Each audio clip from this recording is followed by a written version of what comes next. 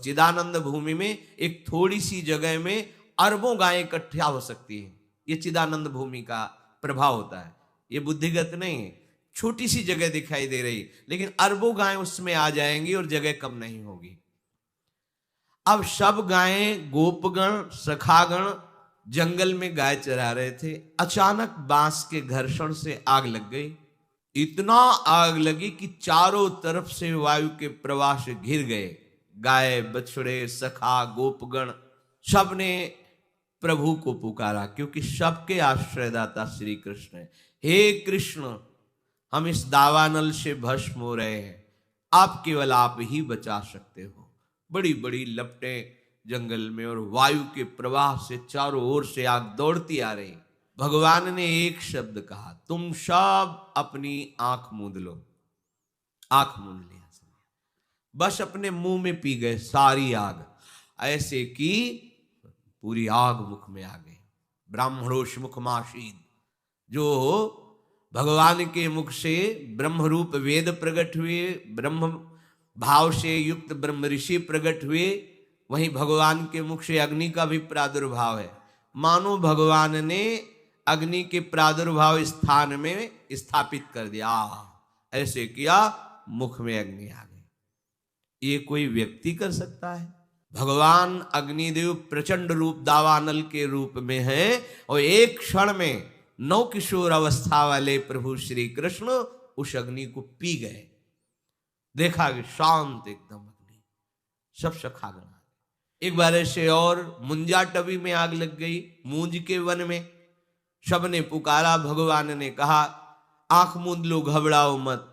दूसरे ही क्षण में सबने देखा वंशीवट की छाया में विराजमान है। योग माया अचिंत शक्ति संपन्न है, जो भगवान की एक शक्ति है, ऐसे अनंत शक्तियों से संपन्न भगवान है।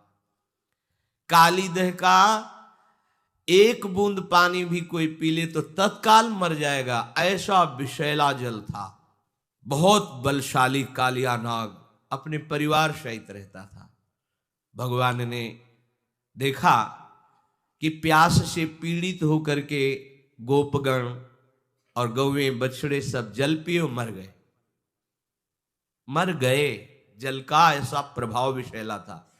इतना वर्णन है कि ऊपर से अगर पक्षी निकल जाए तो मरकर नीचे गिर जाता था, ऐसी विषैली धूम निकलती थी काली दह से, क्योंकि कालिया नाग बहुत बड़ा विषधारी था। गरुड़ से टक्कर लेने की सामर्थ्य रखता था, पर उनके पंखों के प्रहार से भागकर यहां आया था और जानता था कि यहां गरुड़ का प्रवेश नहीं है, इसलिए काली दह में निश्चिंत होकर रहता था। यदि हमारे प्रभु मनुष्य हैं तो जरा देखिए, कूद गए काली दह में। एक बूंद पानी किसी भी व्यक्ति को मार सकता, चाहे जितना बलशाली हो, और जा करके सब इस लीला को जानते हैं, ललकारा कालिया को। कालिया ने जो ही देखा, हमारे वास स्थान पर आकर कोई ऐसे स्वतंत्र जल केली कर सकता है, हमें ललकार सकता है, नागपाश में बांध लिया। ये नागपाश ऐसा भयानक है कि प्रतिक्षण मृत्यु जनित कष्ट देते हुए उसे मार देता है, हर नस नाड़ी को चूर चूर कर देता है। पर अमित बलशाली भगवान श्री कृष्ण के शरीर में उसी को पीड़ा होने लगी, नागपाश छोड़ करके खड़ा हो गया और विचार करने लगा, आज तक तो कोई ऐसा नहीं जो मेरे नागपाश में बंद कर भी बलशाली बना रहे, लेकिन यहां तो मेरा ही नागपाश मुझे ही कष्ट देने लगा। फटने लगा उसका शरीर, जैसे ही भगवान को जकड़ने की कोशिश की। भगवान उसके फणों पर ऐसे हाथ रखकर छलांग मारी और ऊपर उसके सिर पर जाकर के नृत्य करने लगे। देवता गंधर्व जो संगीत विशारद जन है, सुंदर संगीत बजाने लगे। नटवर नागर उनके फणों पर नृत्य कर रहे, जो फण नहीं झुकाता रौन देते अमित बलशाली श्री कृष्ण। अब विष की जगह खून निकलने लगा, प्राण व्याकुल हो गए। तब उसने हृदय से भगवान हरि को पुकारा, कालिया ने। अब ये नहीं जानता कि अमित बलशाली श्री हरि ही उसके फणों को कुचल रहे हैं। नागपत्नियों ने प्रार्थना की, भगवान नीचे उतर कर आए और कहा, यहां से जाओ रमणक द्वीप, अब मेरे चरण चिन्हों से युक्त हो गया है तुम्हारा शरीर, अब गरुण तुम्हें बिल्कुल विक्षेप नहीं पहुंचाएंगे, सुखपूर्वक रहो, पर ब्रज की सीमा के अंतर्गत नहीं। ये हमारे भोरे भारे ब्रजवासी जनों को किसी भी तरह का कष्ट हो, ये मुझे बर्दाश्त नहीं। परिवार सहित छोड़कर, ये मनुष्य है। छठी का दिन है, अभी 6 दिन के लालजू है। भयानक बलशाली देवता भी कांपते हैं, जिससे ऐसी पूतना हलाहल विष लगा करके कंस से वादा करके कि एक नंदनंदन क्या पूरे ब्रजवासियों के 10 दिन के बालकों को मार के अभी आती हूं। भगवान ने पहले ही विचार कर रखा था कि अगर ये अन्य जनों के पास जाएगी तो हमारे सखाओं को हानि पहुंचाएगी। सीधे आकर्षण किया, उसका विचार बदला कि पहले ब्रज के मुखिया नंद बाबा के घर से ही शुरू करते हैं। ऐसा सुंदर रूप बनाया कि लक्ष्मी भी मोहित हो जाए। यशोदा मैया रोहिणी जी ने देखा कि लगता है साक्षात सौंदर्य समुद्र लक्ष्मी जी आ रही हैं, क्योंकि हमारे घर लालजू पधारे हैं, तो बड़ी कृपा हुई। ये आशीर्वाद, कोई कुछ उसको टोका नहीं, इतना सुंदर रूप बनाया। और सीधे इशारे से पूछा कहाँ है लालजू, इशारा कर दिया। लालजू ने आंख मूंद ली। आज छठी का दिन है और हमें जहर पिलाने आ रही है। आंख मूंद ली प्रभु ने कि हमारी दृष्टि पड़ने पर कोई कुभाव वाला रह जाए ऐसा तो नहीं, इसलिए दृष्टि को रोक लिया कि तू अपने भाव पूर्ण कर ले। आइए, प्रभु को गोद में उठाया और अपने भयानक हलाहल विष लगे हुए स्तनों को प्रभु के मुख में दे दिया। करुणा समुद्र है प्रभु, देखो आई है मारने। प्रभु के छोटे छोटे श्री चरण उसके वक्षा स्थल पे हैं, कर कमल से उसका वक्षोज पकड़े हुए हैं और मुख से दुग्ध पान कर रहे हैं। थोड़ी ही देर में आवेश में आए प्रभु और दुग्ध के साथ प्राण पीने लगे। अब तो वो सुंदर रूप छोड़कर भयानक रूप धारण करके चीखती, अरे छोड़ दे छोड़ दे, भागी। 6 कोस के वृक्षों को तोड़ती हुई भयानक पूतना मृत्यु को प्राप्त हुई। भगवान ने उसकी जीवात्मा को अपने धाम भेजा। ये मनुष्य है प्रभु, जो लोग इनको समझते हैं कि ये तो कृष्ण मनुष्य है, ये मनुष्य है। जिस समय देवराज इंद्र ने देखा अपनी पूजा को भंग ब्रजवासियों ने कर दिया, एक कृष्ण के कहने पर, और एक पहाड़ की पूजा कराई गिरिराज जी की। अब मैं इनको दंड दूंगा ब्रजवासियों को। ये पता होना चाहिए कि जो भगवद आश्रित है उसे केवल भगवान ही दंड विधान कर सकते हैं।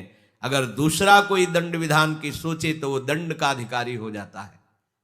भगवत दास को केवल भगवान ही सुधारने के लिए ऐसा विधान रख सकते हैं। त्रिभुवन में किसी की ताकत नहीं कि जो हरि आश्रित हो उसके ऊपर अपना दंड विधान लागू कर दे। कोई भी हो, यमराज थर थर कांपते हैं, अपने दूतों से कहा है जिनके गले में कंठी हो, मस्तक पर तिलक हो, मुख में कृष्ण नाम हो, भूल कर मत जाना, नहीं हमको दंड मिलेगा, क्योंकि ईश्वरों के ईश्वर भगवान श्री हरि है। ठाकुर जी के चरणारविंद का थोड़ा भी आश्रय हृदय में रख ले, थोड़ा भी आश्रय, सारी की सारी भयवृत्तियां, सारी की सारी चिंता नष्ट हो जाती है। हम लोग समझ ही नहीं पा रहे, श्री कृष्ण को एक साधारण मनुष्य समझ रहे हैं। देवराज इंद्र ने आदेश कर दिया प्रलयकालीन मेघों को वर्षा के द्वारा पूरे ब्रज का नाश कर दो, मूसलाधार वर्षा। सब ब्रजवासी जन, हे कृष्ण अब तो आप ही रक्षा कर सकते हो। 21 किलोमीटर के गिरिराज महाराज खेल खेल में ऐसे उठा लिया, ऐसे 7 दिन 7 रात्रि तक ऐसे संपूर्ण ब्रजवासियों को सुखपूर्वक अपने दर्शन से ऐसा अमृत बरसा रहे थे। न किसी को भूख लगी, न किसी को प्यास लगा, न किसी को किसी भी तरह की अन्य क्रियाएं करने की सोच, लघु शंख, किसी को कुछ, सब मंत्र मुग्ध श्री कृष्ण रूप में खोए हुए हैं, मानो सब समाधि भाव को प्राप्त है। और आश्चर्य, चारों तरफ श्री कृष्ण को सब ब्रजवासी जन घेरे हुए हैं और सबके सन्मुख प्रभु हैं। अगर चारों तरफ कोई, तो एक दिशा में ही तो प्रभु का मुख होगा, पर ऐसा नहीं, संपूर्ण ब्रजवासियों को श्री कृष्ण अपने सामने दिखाई दे रहे हैं। उनकी रूप माधुरी का पान करते हुए 7 दिन तक न किसी को भूख, न प्यास, न निद्रा, न कोई अन्य क्रिया की आवेग आवेग सब रूप माधुरी में डूबे हुए। ऊपर से वर्षा, एक बूंद पानी गिरिराज जी के नीचे नहीं गया। हार गया देवराज इंद्र आकर चरणों में। ये मनुष्य है श्री कृष्ण? विचार करो।